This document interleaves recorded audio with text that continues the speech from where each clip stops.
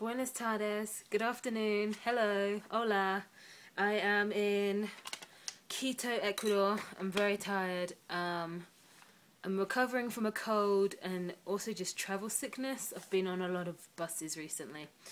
So in this video, I'm going to talk about travel sickness, border crossings, Popayan, Ipiales, and Quito.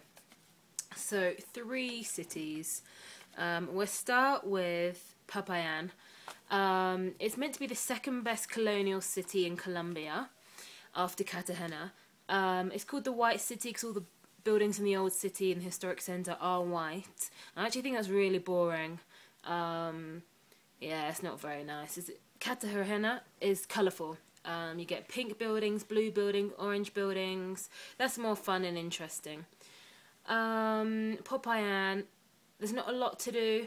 I didn't really want to go there. The only reason I went there was to break up a really long trip. If I didn't go to Popayan, I would have had to have taken a 24-hour bus. And I had a cold and I thought that wasn't the best idea. So I thought, let's leave Bogota, go to Popayan, which is halfway towards the border, and spend a few days in Popayan. And basically, the whole time I was in Popayan, I had a cold. I was very weak. I mean, seriously, I had to lie down after I did any chore. So if I had breakfast, I had to then lie down. If I went out to the shops to get bread, I then had to lie down. So Popayan, nah. But it did break up the journey for me. Popayan to Ipiales was a day bus. It took... I got on about midday and I got to where I wanted to be about 7. So yeah, it's probably about 7 hours. And it was awful.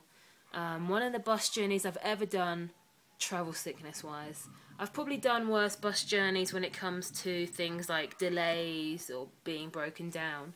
But when it comes to being sick, that was by far the worst one I've ever had. 2 hours into the bus journey, I was ill. I threw up, and after that I was then just, oh my god, like I didn't throw up anymore. I only threw up once, but after that I was just so sensitive to light, to like my watch on my wrist and my money belt, and I had to take my socks off. I was sensitive to touch, to light. I couldn't move. I literally had to lie back and close my eyes like this on the chair for the rest of the journey. It was really, like, the most I could do was like lift up my, I had an eye mask, lift up my eye mask just to watch the movie, just to see what happened in the movie. The movies are all in Spanish, but if you can see the images, I can usually pick out what's happening. Oh, one other thing. So you know I was having a terrible time on that bus. Completely like this. Completely out of it. Ugh. Oh my god, it was awful. Oh, it's because it was windy. That's another thing. It was beautiful views. Apart from I couldn't appreciate them because I was lying back. At the most, I could sit up for 5 seconds. Honest to goodness, I'm not exaggerating. 5 seconds, have a quick look, and then lie back down. And the thing is, we were going past some beautiful valleys. The first valley was all green, lush, farm, like, kind of English countryside-like as well. Second valley was desert. It was brilliant. Imagine a valley, like a Welsh valley, and it's desert. It's desert, plants and soil. It was fantastic. But I couldn't appreciate it for very long. But also on the coach was a dog. Now this dog was in the luggage compartment, and he was in a cage.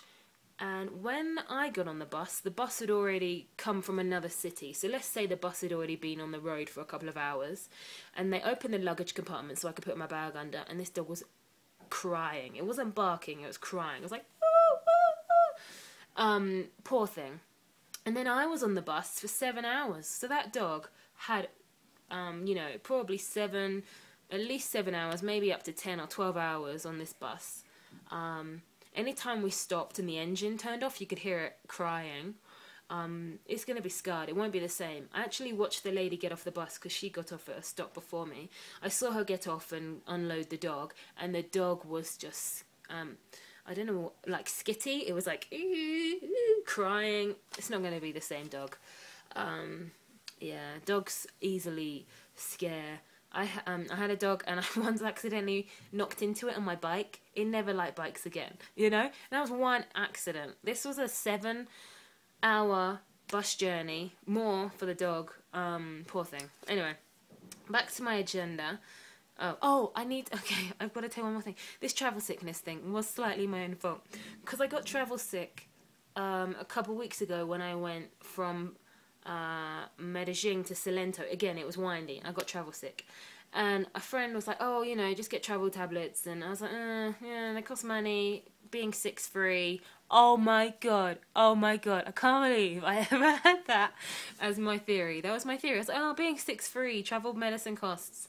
You wouldn't believe. So, after that awful journey, that awful one, the second one, I then went to the pharmacy and I went to get travel medicine, and it's dirt cheap.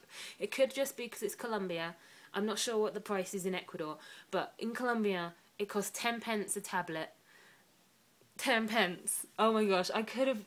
Oh, so I'm having travel medicine now. I'm not taking any risks. In fact, the next day, the day after that awful bus journey, I had to get a taxi. I had to get a couple of taxis. The first taxi I got was like a 20-minute ride, but I thought, it's in the valleys. So I took a tablet, and they work for 8 hours, and I thought it can cover me for my other journeys that day, but I wasn't risking it. Now, I'm going to move on. So that taxi was to a church. So now we're in Ipiales. We've left Popayan, boring, not so good, to Ipiales. Ipiales is right on the border to Ecuador, and literally I was only there to cross the border. That's the only reason I stopped in Ipiales. And one other thing, this beautiful church called La Lajas. I don't know much about it other than one day someone thought they saw the Virgin Mary on the side of a mountain, and then they thought, right, let's build a massive beautiful church there. And that's what they did, and it's a beautiful church, and hundreds of people flocked to it. I got there at 9:30 a.m, which is pretty early, and there were hundreds of people there already. Beautiful. The weather was kind of rubbish. The weather's been, for me, been bad since Bogota. It's been cold and rainy since Bogota, which is really sad, but never mind. So the church is beautiful, and then from the church I crossed the border into Ecuador. I had a really busy morning. I had to get travel sickness pills, had to visit the church, I had to buy breakfast and things. I actually got a really good deal, because apparently South Colombia is cheap, and it turned out to be. I got 6 buns, sweet buns, for 1,000 pesos, which is 30 pence, which was crazy. I actually only wanted 2, but I didn't really understand what was going on, so I was like, okay, I'll take 6. So I crossed the border. Crossing the border was easy. 2 minutes on the Colombian side. I stood longer in the queue than I did at the counter. And on the Ecuador side, it was more popular, so I probably stood in the queue about 20 minutes. But it's okay, I ate one of the buns at the same time. Now, the bus from the border to Quito was only meant to take 5 hours, but there was a lot of traffic. Especially the last hour, 2 hours heading into Quito really dragged. My observation, so the one good thing about the bus journey, one, I had a travel sickness pill, so I could look out the window. I didn't feel ill. And it was interesting. It was a landscape I haven't seen recently. There were 3 kinds of housing. There was the houses that were being built, but had looked like they'd been abandoned. So there was the concrete structure, but it looked like perhaps they'd run out of money, so they stopped building it. Or perhaps the weather's so bad they've stopped building it. Or they just leave absolutely nothing on site because of thieves, and they bring it every day.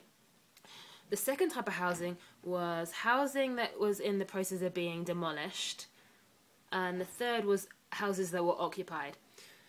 And there was equal numbers of each. And it was unbelievable. Because usually, say Colombia, when you look out the window, you either see nature, you know, you see a farm, you see a lake or a beach or something, or a forest, and then you see houses.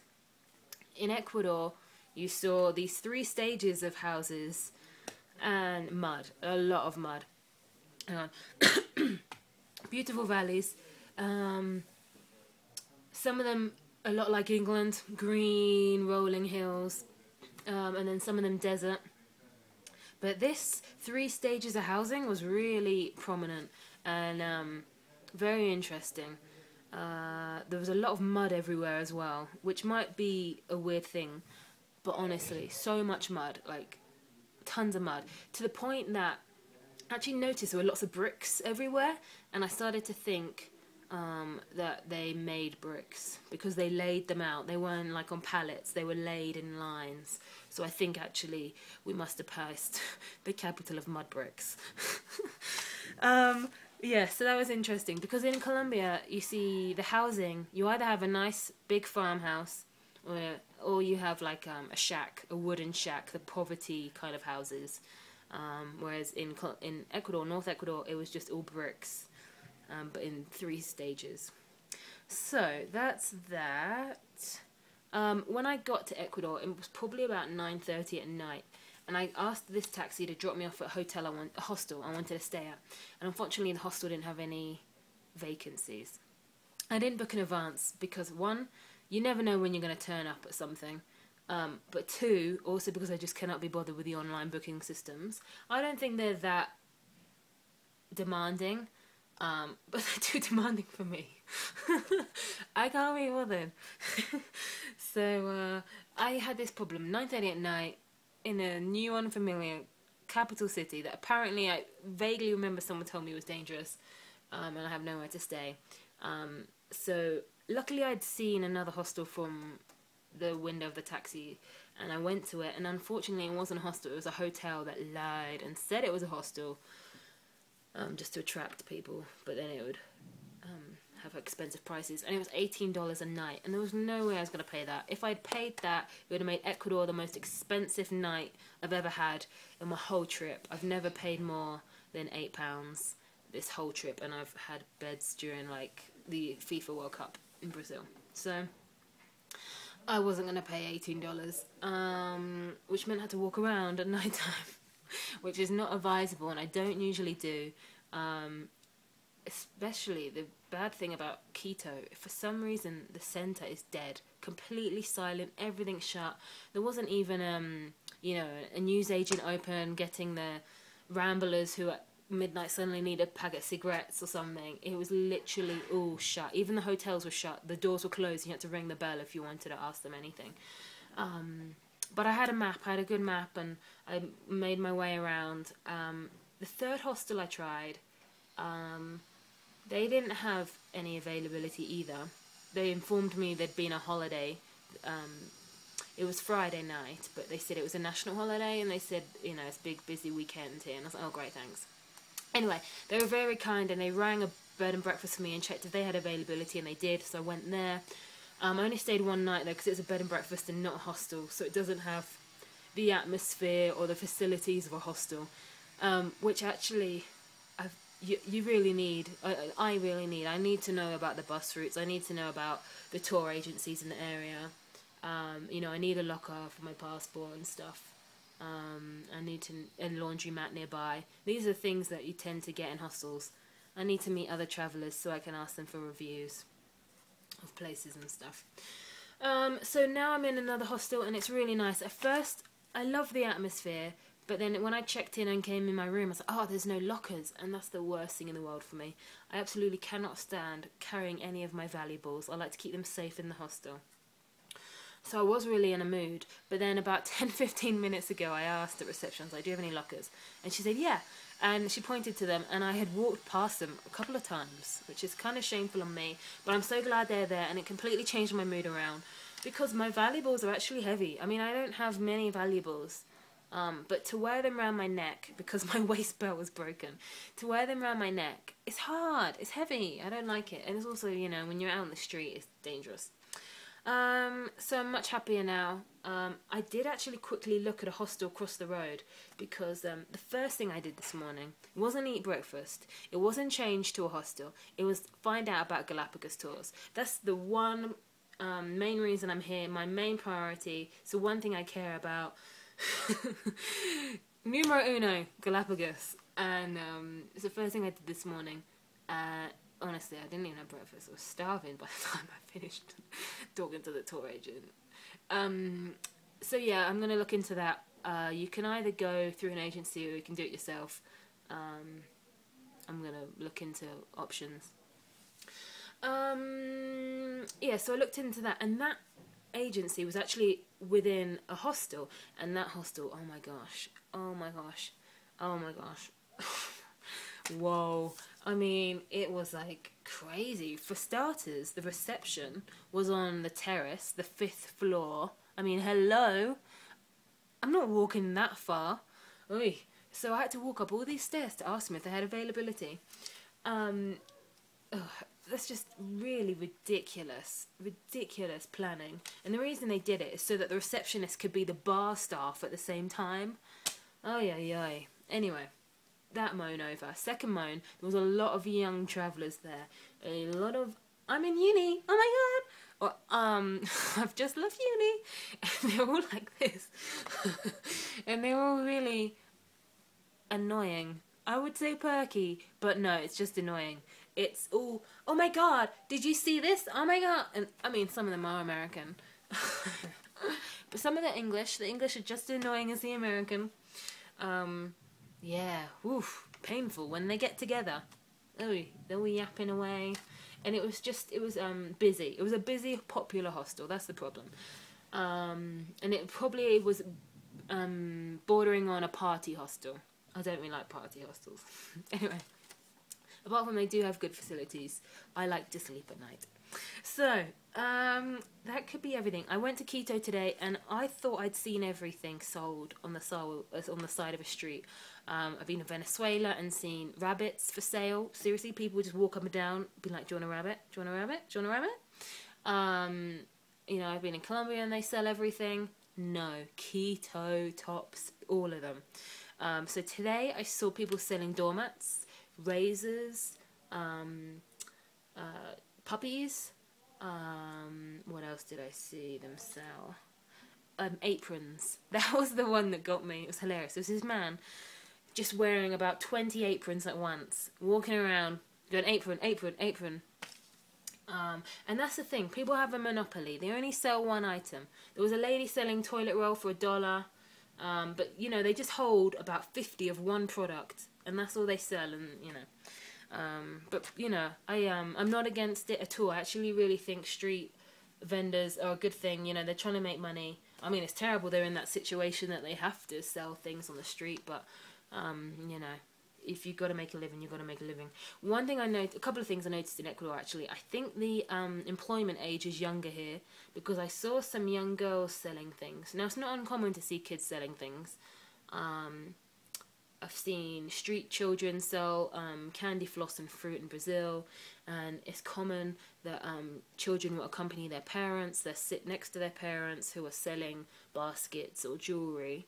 But to see a child, she was selling a brand of popcorn, and she was probably like, you know, she was a young teenager, and she had the official outfit on and the official like packaging of the box and things around her neck. And I thought, oh, the employment age must be young here, because that was an official job, you know, whereas, so, I think the employment age is younger here. Also, I noticed the ambulances here were exactly the same as American ambulances. I'm going to Google Ecuador's relationship with America, because Ecuador actually uses the US dollar. It doesn't have its own currency. There was a crisis in 1999 apparently, but I'm going to Google it and find out more. But anyway, it made me think of ambulances in Venezuela. Bless Venezuela. Their ambulances are white vans. So you know the man in the van, and literally builders' vans. They're white builders' vans is what Venezuela use for ambulances. So you don't really want to have an accident in Venezuela. Talking of US dollars, I'm not pleased. US dollars is too much like British pounds. $10 to me sounds like £10. Apparently it's not. It's like £6.30, but it still feels like I'm spending £10. It makes Ecuador seem expensive, and everyone told me it was cheap. But so far I've only had cheap lunch. Accommodation's kind of pricey.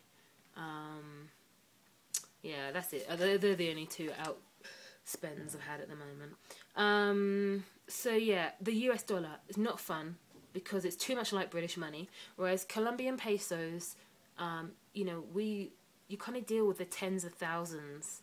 So 10,000 pesos is £3, and that would buy you a lunch, a 3-meal lunch. 10,000 pesos or 50,000 pesos, 16,000 pesos a night was what I was paying in Bogota and stuff. And it just sounds like monopoly money. You're talking about, tens of thousands or even hundreds of thousands if you're talking about tools and stuff. It's the monopoly money. But here, I'm like, oh my god, £10. I'm paying that. Oh my god. So it's gonna. I'm not looking forward to it. I'm not looking forward to spending money in Ecuador. I'm looking forward to seeing whether Quito is cheap. Outside of Quito is cheaper. Being the capital, maybe that's why beds are so expensive here. We'll see. Talking of Quito, actually, it's tiny. Obviously, I've been spoiled with my capital cities. I've had Bogota, and I'm from London. They're huge. And Medellin was massive. Quito is tiny.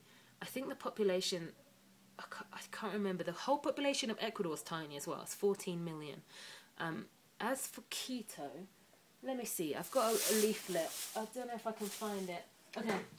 It's tiny anyway. And in fact, that's what I thought whilst I was on the coach from the border. Just Quito, the whole of Ecuador is very sparsely populated. No, I can't find the leaflet. Yeah, it seems good. The weather, though, I don't know why the weather's so rubbish. Let me see if I can find it. No, sorry. I think that's everything I want to update on. Let me check. Quito doesn't smell. Capital cities usually stink. Bogota, like I said, stank like a toilet. But there is this weird thing. People keep burning on the side of the streets. I can't tell if it's like incense or if they're cooking a food. It does smell funny, and I've smelt it twice today. So I'll find out what that's about. That's everything. I'm going to go now because this is a very long video. It's going to take ages to upload. And, yeah. That's it. Hopefully I feel better. I need a big sleep. Seriously. This cold, travel sickness. Oy. Anyway. Hasta luego. See you later. Buenas tardes. There's something I forgot to mention. One thing. This jumper. Ooh. So this morning on my way to the travel agents, I thought, oh, it's cold.